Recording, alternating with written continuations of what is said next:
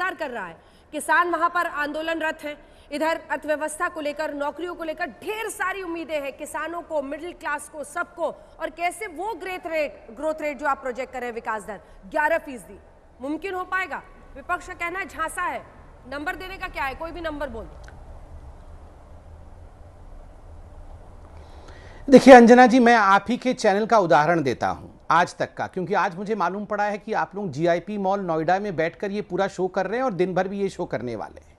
इतने दिनों तक आप लोग लॉकडाउन में थे, आप लोग अपने चैनल का काम केवल और केवल अपने स्टूडियो से करते थे, मगर कितना बड़ा काम आज हुआ है। आज तक ने एक मॉल आज तक ने अपने एक मॉल को किराए पे लिया है।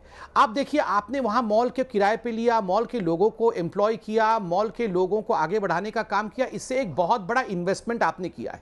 आज जो ये बजट आने वाला है, सरकार भी इसी प्रकार की इन्वेस्टमेंट करेगी, इंफ्रास्ट्रक्चर पे इन्वेस्टमेंट, क्योंकि आपने नौकरियों के बारे में पूछा, आपने पूछा कि रिकवरी आवाज, और शायद उनकी आवाज हमारे तक नहीं पहुंच पा रही। उनकी आवाज मिल रही है, हमें नहीं मिल रही। ठीक है, बोलिए बोलिए बोलिए, बात पूरी कीजिए।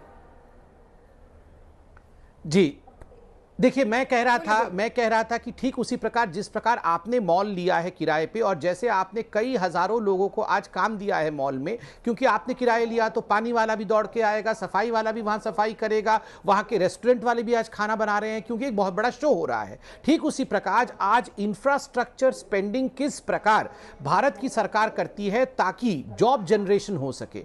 और देखिए, कल मैंने अंजना ओम कश्यप जी का इंटरव्यू केवी सुब्रमण्यन जी, जो कि इकोनॉमिक एडवाइजर है, उनके साथ सुना था। केवी सुब्रमण्यन जी ने जो इकोनॉमिक सर्वे प्रेजेंट किया, उसमें एक बड़ी बात कही। उन्होंने कहा कि जो 1 रुपया अगर हम रेवेन्यू में खर्च करते हैं तो उसका मल्टीप्लायर मात्र 0.98% होता है, मगर 1 रुपया अगर हम इंफ्रास्ट्रक्चर पे खर्च करते हैं तो उसका मल्टीप्लायर इनिशियली 2.5% होता है, और जब ये इंफ्रास्ट्रक्चर का प्रोजेक्ट पूरा होता है तो 4.5% ये गुना बढ़ जाता है। तो कहीं ना कहीं मुझे लगता है इंफ्रास्ट्रक्चर में स्पेंड करने की आवश्यकता है, जो सरकार ने इकोनॉमिक सर्वे में भी जो रिपोर्ट्स आई हैं। और मोदी जी ने बहुत बड़ी बात कही थी आत्मनिर्भर भारत को लेकर कि land, labour, liquidity and laws, ये 4L पे काम करने की आवश्यकता है। मुझे लगता है इसी का एक बहुत बड़ा रूप, बृहद रूप आज बजट में देखने को मिलेगा। जो 4 छोटे छोटे बजट इससे पहले प्रस्तुत किए गए थे, उसको किस प्रकार समेटना है, ये आज हम बजट में देख पाएंगे।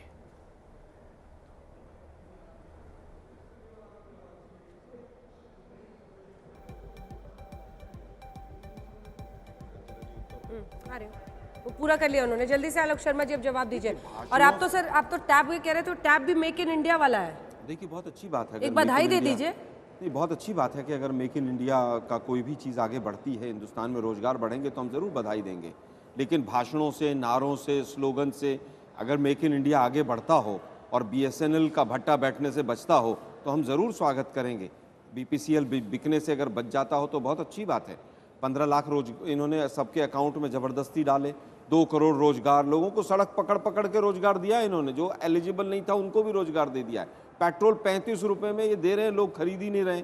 इकॉनमी 5 ट्रिलियन की कई महीने पहले हो गई थी, कोरोना से पहले ही। अब महंगाई जो है वो ढूंढने से नहीं मिल रही है, और किसानों की आय भी जबरदस्ती ये डबल करके मानेंगे, छोड़ेंगे नहीं। अरे देश की अर्थव्यवस्था का आप लोगों ने जिस तरह से भट्टा बैठाया है वो सामने है, आप आंकड़े नहीं दे रहे हैं, सारे आंकड़ों में बाजीगरी कर रहे हैं। मुझे लगता है कि आज सरकार को कोरोना का समय पॉजिटिव संदेश के साथ कि इकॉनमी का जो पहिया है अर्थव्यवस्था का वो कैसे चले, उसको कैसे गति मिले, उस पर काम करना चाहिए। और उम्मीद भी करते हैं और हमारी आशा भी है कि इस बार अपनी जो प्रायोरिटीज़ हैं उनको छोड़कर देश की जो प्रायोरिटीज़ हैं, बीजेपी उन पर काम करेगी। कि जिस तरह से 50 कंपनियों ने 4 लाख 50 कंपनियों ने बीजेपी की प्रायोरिटी क्या है सर? बीजेपी की प्रायोरिटीज़ हैं कि कुछ जो बड़े धनाढ़े लोग हैं, सारा पैसा गरीबों का उनकी जेब में पहुंच जाए किसी तरह से। टैक्सेशन का, बैंकिंग का सारा सिस्टम ऐसा हो, नोटबंदी करो, बैंकों के पास पैसा चला जाए, बैंकों से लोन मिल जाए अडानी को, और अडानी पर लेकर फुर्र हो जाए। वो है बैंकिंग का सिस्टम जो नया बीजेपी का नया भारत है। ऐसा नहीं होना चाहिए। गरीबों की परचेजिंग पावर कैसे बढ़े। अंबानी का नाम आपने जानबूझकर छोड़ा है या भूल गए? नहीं, ऐसा नहीं है। अंबानी का नाम लेना या करने के हिसाब से नाम लेते हैं, किसी का भी नाम लेने से कोई वो नहीं है। लेकिन आप ये देखिए, 6 महीने में 50 बड़ी कंपनियों ने 4 लाख करोड़ रुपया का फायदा सोचना बंद कीजिए, देश का सोचिए, कह रहे हैं शर्मा जी। देखिए अंजना जी, मुझे लगता है आज के दिन बजट ठीक अभी शुरू होने वाला है, उससे पहले मैं इस प्रकार के तू मैं में, क्योंकि 2014 से ही यही डायलॉग चल रहा है कि कुछ लोगों को, मैं उस पर नहीं जाने वाला हूं।